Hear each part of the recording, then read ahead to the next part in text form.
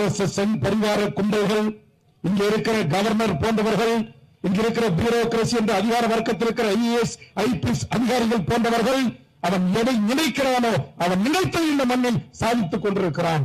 அதற்கு தெரிந்தோ தெரியாமல் பெரியாரின் வழியில், அண்ணல் அம்பேத்கர் வழியில் இந்த சூத்திரசாலி மக்களாக இருக்கிறான். நாம் அடிமை கூட்டமாக இருக்கிறோம்.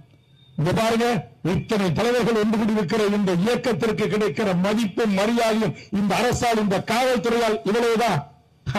ஒரு நடிகன் அரசியல் கட்சி தொடங்கினா டிஸ்ட்ரிக்ட் கலெக்டர், ஐயா எப்ப வரீங்க, எப்ப முடிப்பீங்க அப்படின்னு இவரு போன் பண்ணி அவரை கேட்கிறாரு.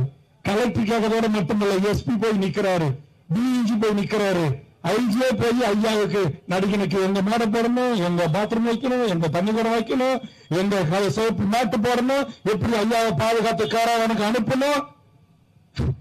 கேடுகட்ட இந்த சிஸ்டம், இந்த முறை, இதை அடித்து நொறுக்கப்பட வேண்டும்.